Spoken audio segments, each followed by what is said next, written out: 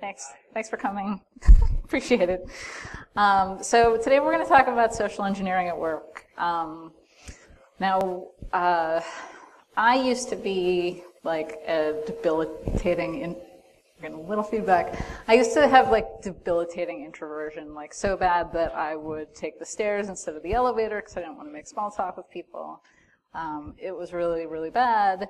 I took a social engineering class at Black Hat, and it completely changed my life. Like, I actually learned how to talk to people, and that, like, I was the master of my own destiny and some other stuff. So if I can do it, you can do it. Even if you're not an introvert, this talk is for you. There are still tips in here that are useful. So this is, since that class, I've traveled all over the world and given talks and met people and made small talk and done other kinds of things. I love this. I have to add New Orleans on here now. So one of the things that we don't think about a lot is that we can hack ourselves to make our lives better and easier, but we have to practice it. So anything that I talk about here today, it's probably not going to come easy. It might be something that you're like, this sounds ridiculous, but if you practice it, it will become more natural and easy to do. So before we get into influence and some of those other things, a lot of people in InfoSec have imposter syndrome. It's that feeling where we're like, man, if they've just found out that I have no idea what I'm doing, or like I have no idea what I'm doing dog meme, like that, it's that feeling, like I don't know why I'm here, like I shouldn't have been invited to this, I shouldn't have been hired, that kind of feeling. So a lot of us have that feeling, but we need to get over it because we are better than that. So another problem that some of us have is that people are scary. They have their own egos and their own wants and needs. We never know if they want something from us that is something that we necessarily want to give. Social phobias, small talk is icky, and it can feel kind of icky, but we'll talk about that too. Some of us also have just innate reasons why we have difficulty relating to other humans. Some of us have grown up talking to people online, and we're much more comfortable with that. But this is also part of why we're special. So we need to embrace this and hack ourselves so that we can hack other people. When we aren't sure what's going on and we're not sure how to behave or act, the part of your brain that feels physical pain is actually activated. So it's one of the reasons that we avoid uncomfortable situations, and why when you're standing talking to somebody and suddenly you have nothing left to talk about, it's like extremely uncomfortable. This is part of the reason why. Office politics are terrible. But they do exist. We can't ignore that there are unwritten rules about how things are done. There may not be a policy about how somebody gets a promotion, but we all know that certain things happen and certain people have more influence at work than others. So if we can play that game, we can be more effective. And it can be fun, actually. So every group has politics, whether it's a bake sale or a boardroom. Everybody has politics. So I've got my goal, you've got your goal, the developers have their goals, and we all bring that to the table. So there's going to be some strife. There's going to be a little bit of disagreement. We're always going to have to compromise. Bad politics are the reason that we hate politics. This is the backstabbing. This is the people trying to get ahead and stepping on other people's toes. This is what we're trying to avoid. We're not trying to be mean or evil or by any means necessary. What we're trying to do is good politics. So we want to advance our own interests, but we want to serve a higher purpose. We want to make sure that the company is successful, not just us. We want to make sure that our coworkers are successful. We want to make sure that we're giving recognition where it's due, and it would be nice to get recognition for ourselves. But the one thing I want to note on this slide is that in good, in places that have good politics, sometimes there will actually be gossip about the people that are doing negative things. So like, oh, so-and-so, stole somebody's idea or something like that. So there will be a little bit of gossip. So it helps to solidify that that's bad, and, we're the good people. So we all have to work in teams, especially a lot of us hate networking. We think it's silly. But what you have to understand is that networking is not socializing. You're not going to a party with your friends. You are trying to learn something about the people that you have to interact with. You are trying to practice some of the social skills that you are trying to gain. And if you think about, like, well, wouldn't my job be better, or could I get a better job if I knew more people? Or could I get things done easier if I were able to do this better? So don't think of it like it's supposed to be fun.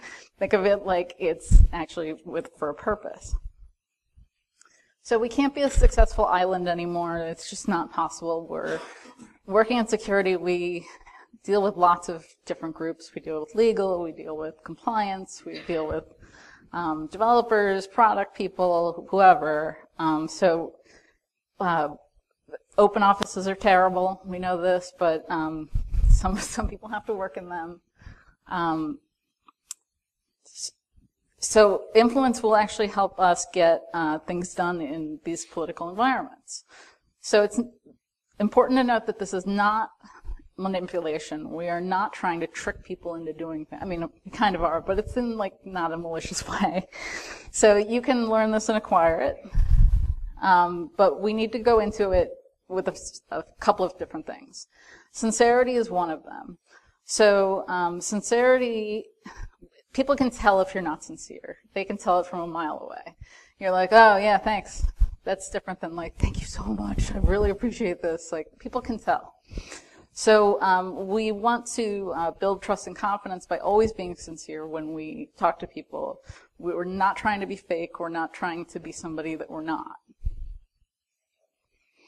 Authenticity is the reason why small talk feels kind of icky sometimes, because we're trying to, pretend that we're more social, or we're trying to boast about something that we've done, or we're trying to be something that we're not naturally.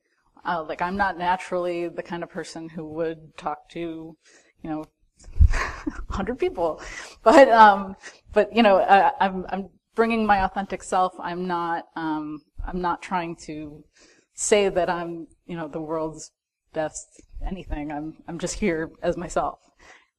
So we want our work to stand on our own merits, and we have to reach out to other people to get things done. And it's really hard to sell yourself. Like, if somebody asks me, like, well, tell me about yourself, that's like the worst scenario. Like, I hate that. Like, if you're in a room and everybody's like going around and you have to tell something about yourself, like, that feels really icky. But when you do it more and more, it gets easier. Believe me.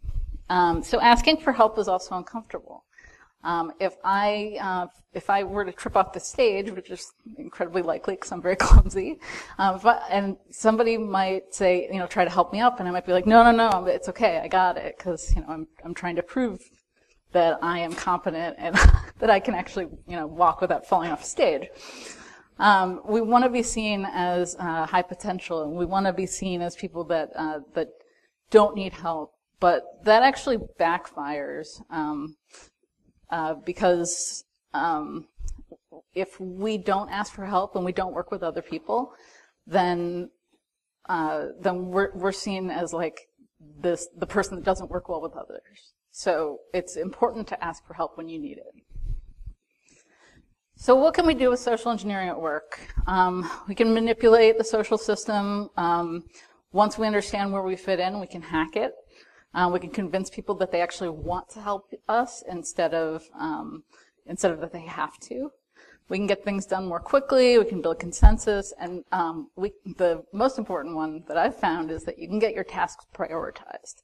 So if you call up a friend and say, hey, I really need this thing, and you know this person really well, they're more likely to do your task than others because it's you. It's your friend calling, and I'm sure we can all imagine that.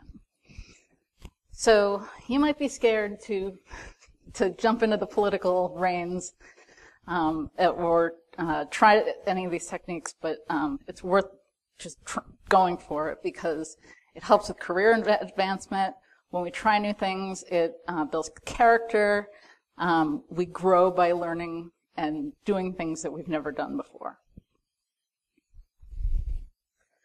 So body language is extremely important, and so is attitude. So if you have an idea at work, you might want to ask yourself, like, do I really care about this? Because if you don't care about it, how are you supposed to sell it to somebody else? Or how are you supposed to work with somebody else on it? So if it's not worth doing and you don't see the end being something worthwhile, then, maybe don't do it or have somebody else do it or something, because if you can be confident about what you're talking about, other people will feel that too. We are, and I'm going to say this generally, people in InfoSec are highly intelligent, but we can, our careers will not go as far as we want them to if we do not engage with other people and play the political game. So we kind of need to learn how to do this if we want to get promoted, if we want to even get jobs.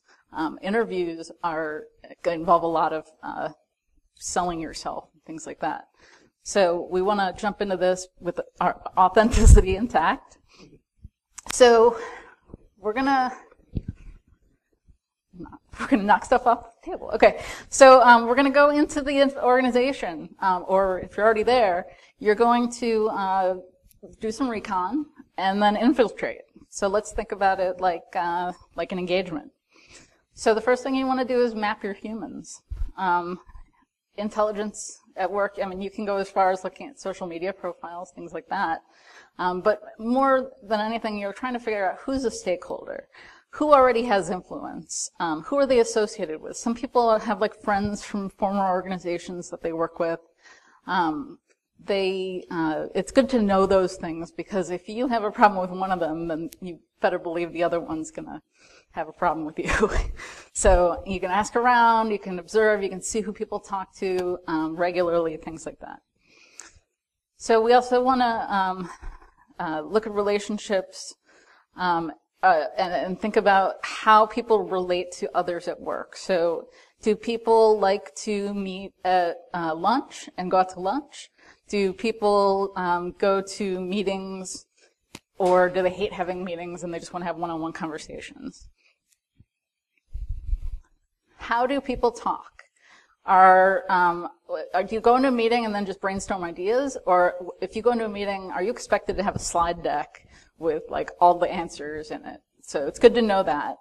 And you can ask other people how they've had success. If you're trying to get something done and you see somebody else has a successful program going on, just talk to them and say, this is going well for you. What do you think helped you make this a success? People will help you. Everybody wants to help as much as possible. So we're also looking at decision making.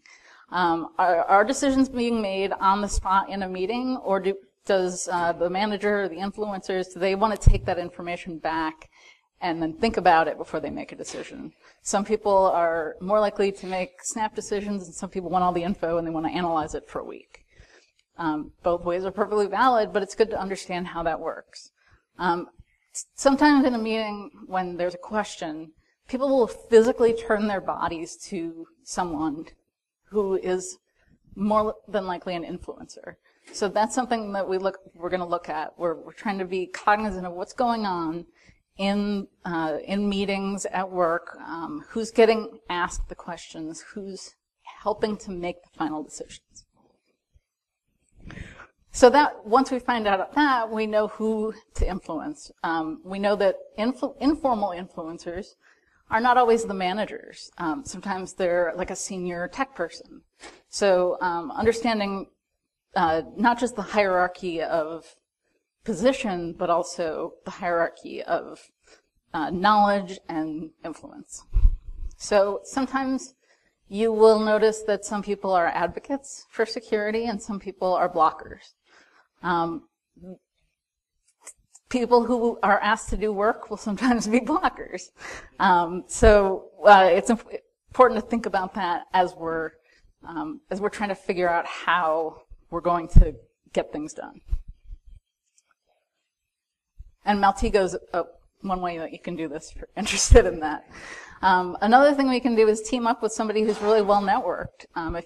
The people that are well networked usually don't know one thing really deep. They know a little bit about everything. They know a little bit of everybody.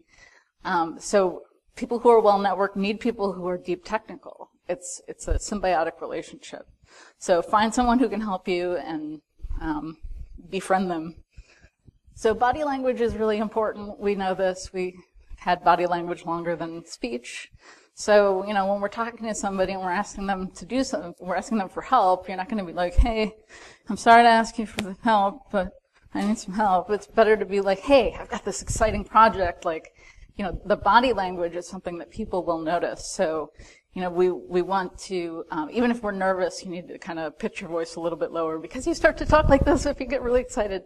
So, just some body language tips.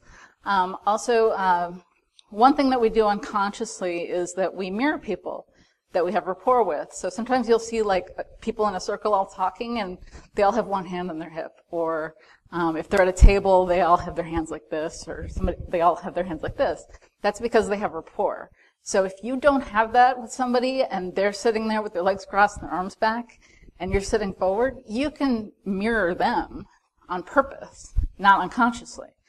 Also, if they are closed off and they've got their arms crossed and they're sitting back or whatever, you can make yourself more open, like physically open, and it can draw them out a little bit. So timing is really important. There's a layoff next week. It might not be the best time to ask for $1 million. When people get stressed, they tend to make decisions really quickly. They tend to stick with what they know, and they're not willing to try new things. So we want to know what's going on in the greater ecosystem of the company or the industry or whatever to help time our efforts. So reading the room is another one of those things where we're trying to be cognizant of what's going on. Are people bored? Are people upset? Is it like 4 p.m. on a Friday and people don't want to be in a meeting? Is it the closed body language, open body language, things like that? Another thing, if there is some kind of strife, like there is a layoff, then maybe we can use that in a positive way to spin our request for something. Like, well, we're going to have less people to do this. We need a tool to do it. And that could be a potential way that you can flip that around. So empathy is really important when it comes to all of this. It starts with gratitude, and this is something that I personally try to practice every day, like just out of who I am. I try to be very thankful. If somebody does even like the smallest thing, I'm very thankful. I make sure that people understand how much what they've done means to me. We also need to be kind to people. Talking down to them is not going to endear them to you. This is something that, smart people sometimes do. We start talking about really high level things or we start like, oh no, well that's just stupid. We can't do that. Like, being nicer about it is going to help you. And also make sure that your teams do this too, because your team reflects on you. So you need to hold all of your team members accountable for being kind to other teams, for just, their behavior as it relates to other people. When people have been effective and they've helped you. After that, we want to show them that they've helped. We want to say, like, thanks to you, we did this thing, and it was awesome. And it saved us money, and it did this and that. So we want to show them that they've helped, because it makes them want to help again in the future. It makes them feel like they've actually contributed something. And when you're not contributing, I mean, I know that feeling. You feel kind of like useless, and it's nice to feel needed. It's nice to feel helpful. Positive reinforcement. Thanks for that thing that you did. I really appreciate it. Going to their manager saying, hey, I really appreciate what your employee did. Things like that. Making sure that that you are telling them when they've done the right thing, because we want to keep that going on.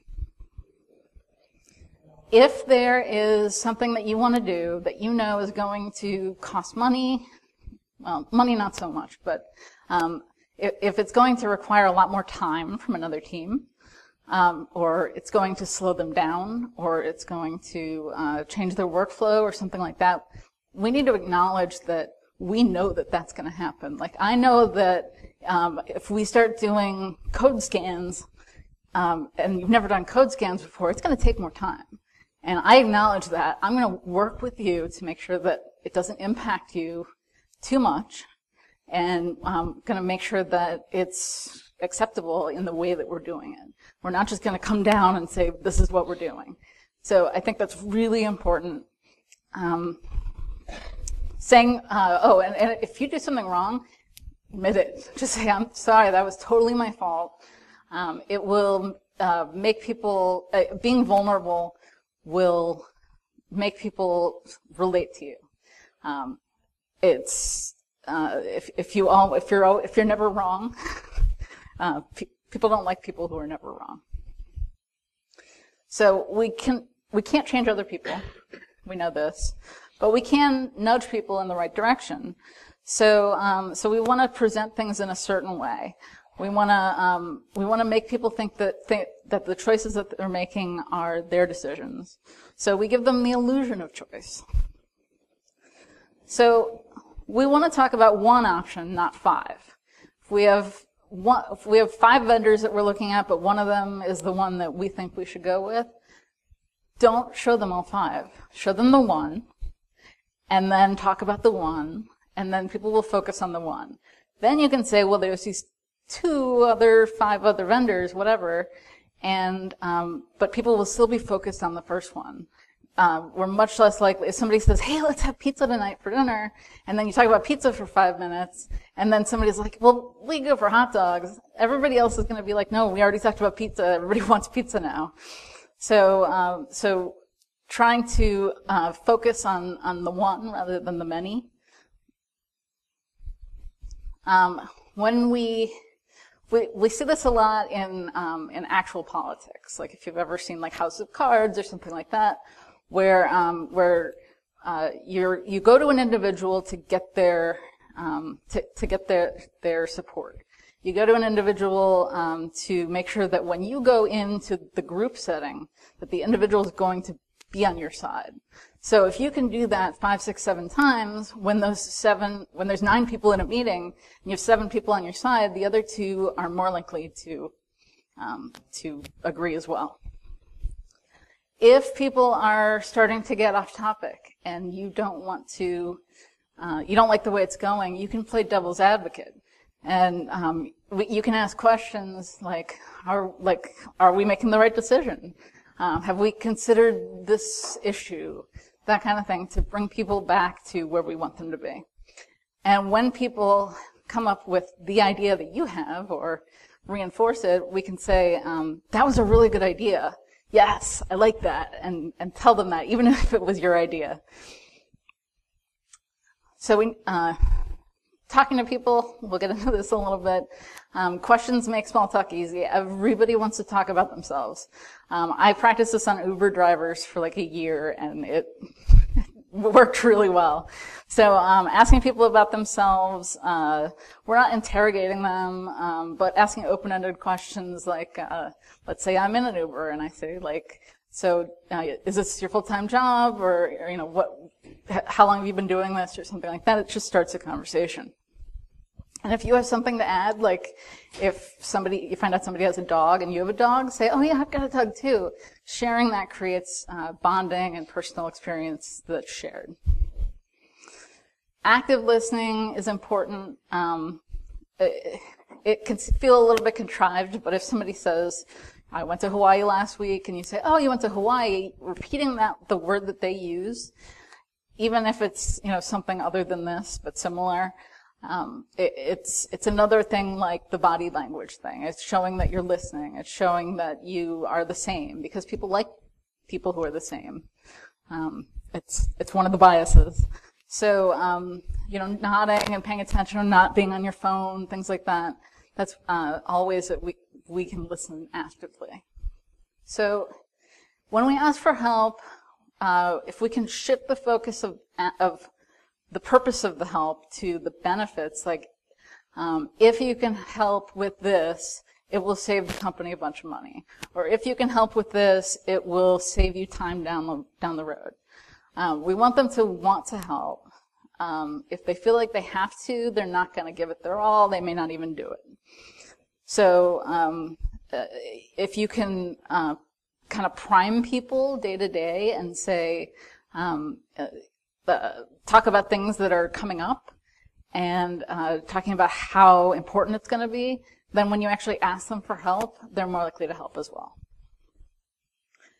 So we don't want to make it seem like we are demanding that they help. If we use authority, sometimes we can do that and say, oh, my manager's making me do this. But we want to make it more positive. So instead of my manager's making me do this project, I need your help. If we say, my manager said you're the best person for the job, and that I should talk to you, you were you're the owner of this, and you've been the go-to person for this for a while, then that's a much more positive way to talk about it.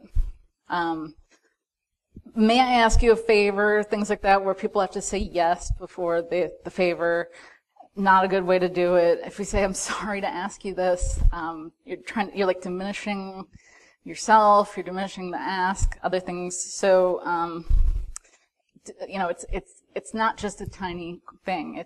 It's important, and it gives you purpose, and you're going to help the company. If we are too vulnerable and we ask for help, I mean, we all know these people that they email like a group distro for something that they could have Googled in like 2 seconds. Don't be that person. Only ask for help when you really need it and when it's important, and make sure that you ask the right person.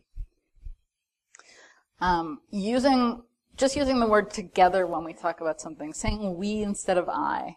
These are things that can help us think about being part of a team, being part of a larger experience, and creating a sense of group. It's very important.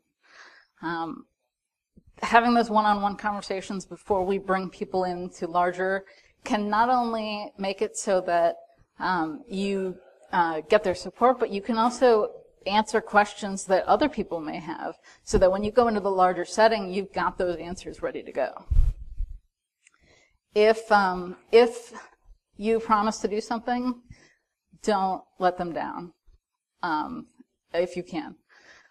It will set a bad precedent, and it will make them not trust you. Trust is easy to have and difficult to regain.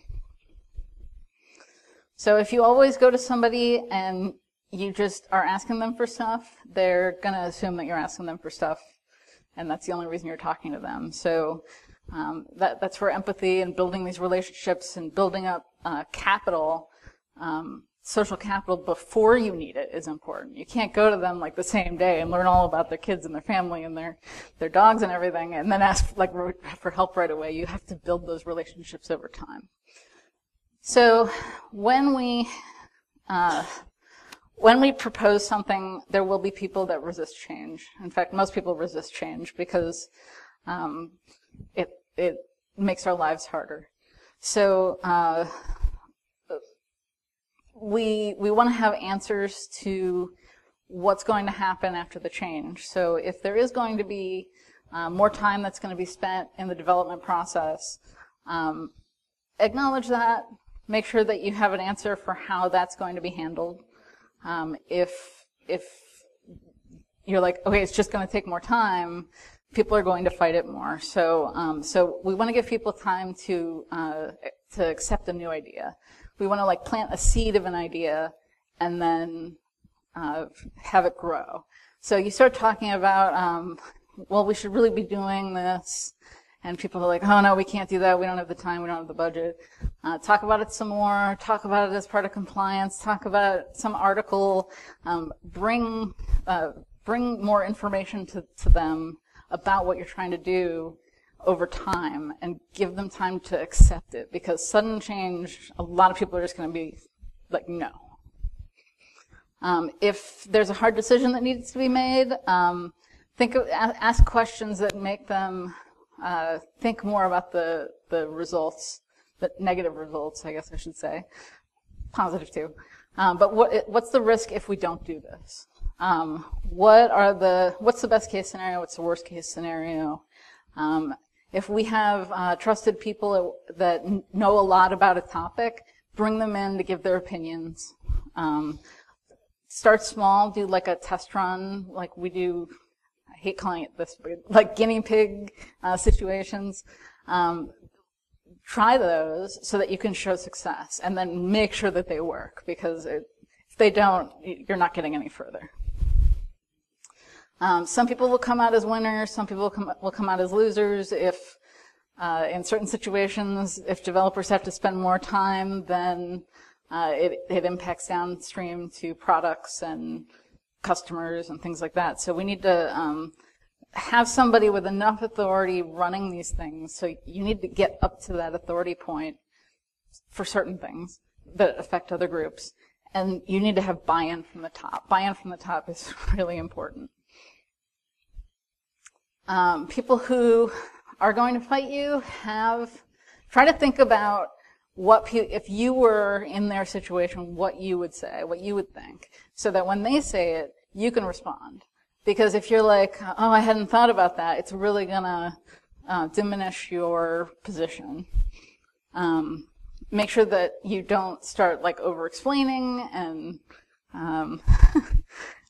and getting really nervous about it, because if we're nervous, we start to over-explain things. People are going to stop listening. They're going to instantly recognize that we're not prepared. And if somebody comes at you and says, well, this is a stupid idea, don't attack back. Ask them why. Try to get them to talk about it. Anything other than just trying to be shut down or shutting them down. What is stopping you from saying yes? This is like a sales technique used all around the world, I think. You're trying to buy a car and you're like, I don't know. And, well, what do I got to do to get you into this car today? Same kind of thing. But it gives them a chance to express their concerns, even if they may not have been asked. Some people just aren't going to care and they're not going to want to help. So escalating up the chain can sometimes help if we can make our point to the next person above the person that we were talking to. Sometimes we can go up to our management, and our management can go across to the other side and then back down. So that's one way to use authority. Something else that is really useful is using FOMO. So if you can say, oh, well, you know, I'm sorry you don't want to help. This is going to be a huge visibility project that, you know, is going all the way up to the board. But, you know, I'll let them know you weren't interested. So long-term strategies, we're just trying to build trust and earn trust and keep trust, because once we lose it, it's gone. Being sincere, being authentic, who we really are, sticking to our promises, cultivating the relationships before we need them, practicing kindness, and helping other people when they ask for help. We can't just ask them for help all the time. We have to be able to help them too sometimes. And if you decide to take a risk that could cost you social capital, think about that. Like if you're going to go against somebody who's been an ally, that could be, you may not want to do that. You may want to think of a different way to go about it. Admitting mistakes. I'm sorry, that was completely my fault. I was wrong. Letting other people win sometimes. I have a friend who's like the worst loser in the world, and he doesn't want to play video games with me if I win too much. So sometimes I just let him win so we can keep playing. Flattery is not good, but sincerity is. If you really like, their car or whatever the thing is, if you really like it, talk about it. If you don't, people can tell that you're being fake. Just appreciating others for what they can do, trying to see the good in people. Giving people control over the outcome of what they do. So if you ask them to help you, letting them decide how they help you. Don't ask them to help you and then tell them exactly what to do, because they may have a better idea and they actually may be able to do it better. Set aside your ego. Ask for help. Don't be afraid to be vulnerable. Last thing is remote work can make this a lot harder. I work full-time remote. I have for like 15 years. So what I'll do is I'll dial into meetings early, and I'll make small talk with people in the meeting before the call starts. When I had a team, before our team meeting started, I would ask them how their weekends were. I would, make a little bit of small talk just instead of getting right down to business. If let's say you're like chatting with somebody and they're like, okay, done, keep talking to them. Like ask them, like how they've been or what are they working on. Video, I hate video, but video chats are definitely more effective. My company now, uses a lot of video, and I have to admit, it is. I'm still in pajamas, but I have to admit that it is really helpful. Setting up one-on-one calls, you can just reach out to touch base. You don't have to be asking for something. You can try to meet in person a few times a year, schedule like an outing or an offsite, or go to the headquarters or whatever. Be silly, share funny images, and talk about things in Slack that are not necessarily work-related. And meet daily. If you have like a team meeting, like a 15-minute team meeting in the morning, it leads to all of these things. All of these things happen. Some people join early, some people talk about stuff. It works really well. So we got to acknowledge that politics exist and participate if we want to get things done. If you are not naturally a politics person and not naturally a people person, fake it till you make it, not too much faking, like, I'm not the king of Prussia or whatever, but like, you can fake, you can try to hide some of your uncomfortableness, I guess I should say. Making sure that you have influence and relationships in place before you need them. Empathy will lead to influence, so making sure that you understand other people's motivations, other people's needs, and we can craft some outcomes or have some influence on how things work. So that's my thing. Thank you for coming.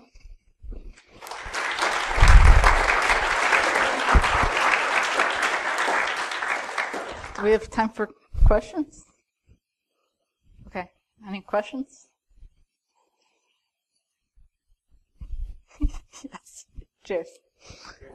How do you counter employee get or coworker get upset thinking you're trying social engineering because they're doing these things? Are you trying social engineering? How do you counter that? The question is, how do you counter if somebody thinks that you're trying to manipulate them? That's a really good question. That's one of the reasons actually that I didn't allow this to be recorded in my last job. This has only been recorded once before.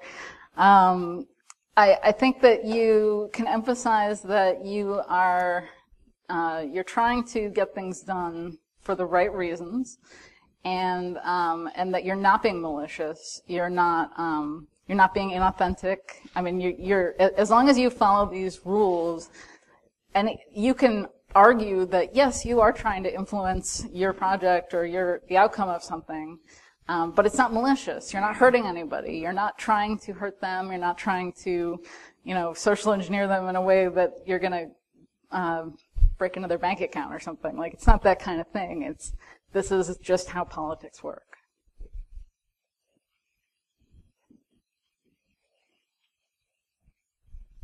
Okay. Well, thank you very much.